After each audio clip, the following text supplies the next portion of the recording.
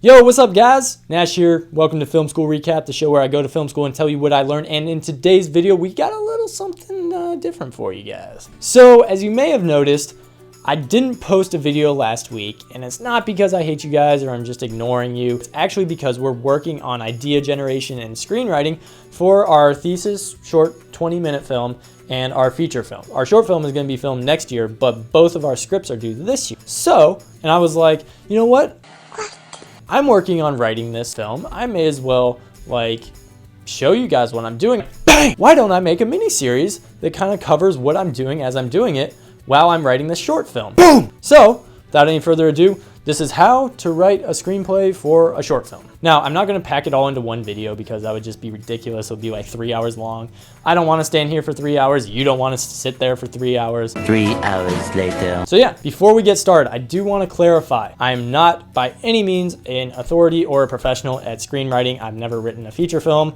I've never written a short film that's gone to Cannes or Sundance. I'm just a guy that has written short films for YouTube and that has seen progress in my filmmaking. So that's my goal, to help you guys learn how to do that. Let's go. Tip number 1, write what you know. This is literally the easiest thing I could tell you guys. If you know, say football, you played football in high school, maybe you watch football all the time, write a football movie because that's what you know and you have experience with it and you know the lingo. If you were a dancer or you like dance, write a dance movie. I'm not gonna go out there and write Braveheart because I don't know much about Scottish and Irish warfare and William Wallace. It's cool, but I don't know much about it. So I'm not gonna go out there and write it because it would just be too difficult. Number 2, try to come up with some kind of absurd, weird, awkward kind of situation. Something that would just be off the wall and crazy. Somebody crazy! Your fridge, right?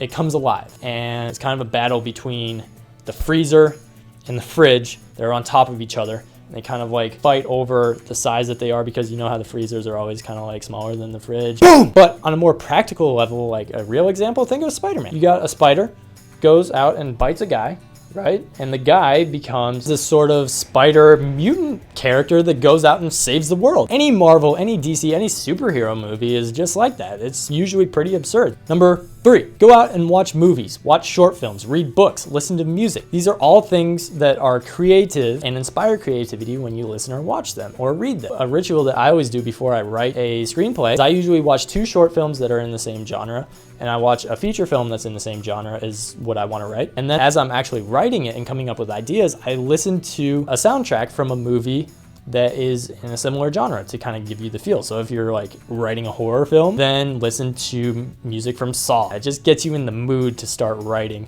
and it's a little bit easier to get the creative juices flowing. Number 4, get out a paper and a pen, not an iPad, not a tablet, not a computer, and start writing every random word that comes to mind. Time yourself for 3 to 5 minutes and just go. Don't judge yourself. Don't let others judge you. If it's weird, if it's strange, write it anyways, because the point of this exercise is to get past the conscious thinking of trying to make a story, because whenever you think of trying to make a story, it makes it so much more difficult.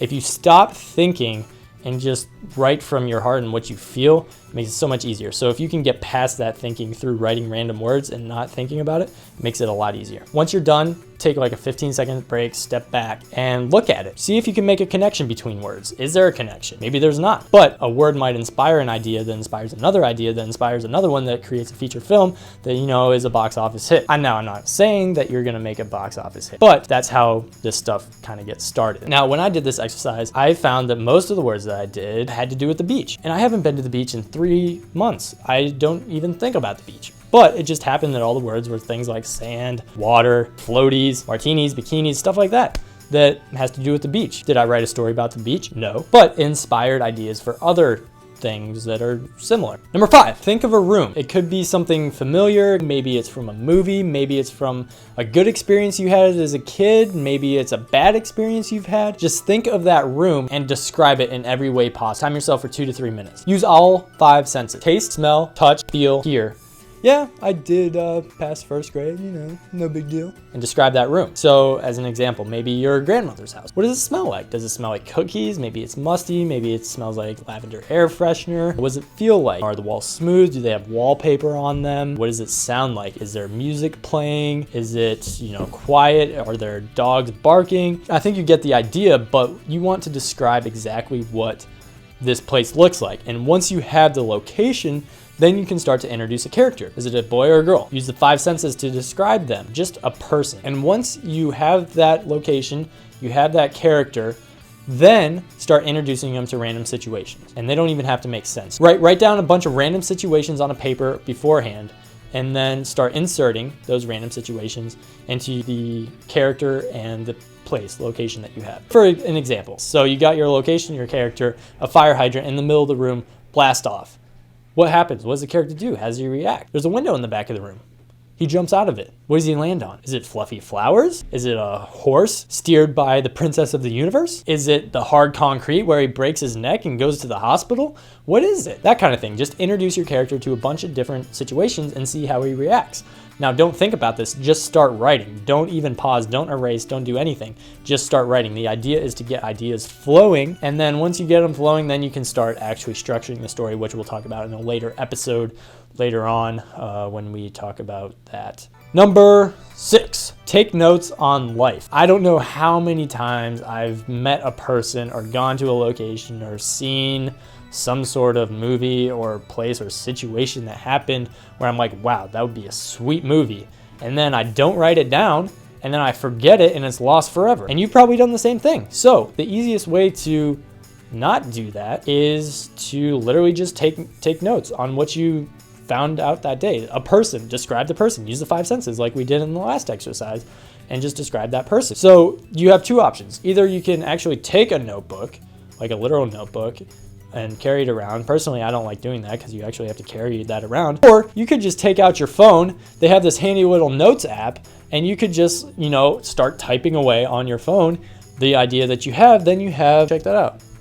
You got all kinds of different notes there, and just keep a continuous list that keeps going. I've had this list for, I don't know, probably 2 years now of just random ideas that I come across in everyday life. Have I made them all into scripts? No, but it makes for cool stories. The point here is, I guess this is number 7, but it's kind of number 6. Live life. Constantly be looking for stories throughout life. Actually, you don't even need to look for stories. Stories happen all around us. Life is a story. And the more you live, the more experiences you go on, the more you have to write about. So go out and experience life, and you will be more inspired to write great stories. Boom! So yeah, I hope you guys liked it. If you want, go ahead and subscribe and like this video. Like I said, it's going to be a multi-part series, meaning that there's multiple other videos coming out soon.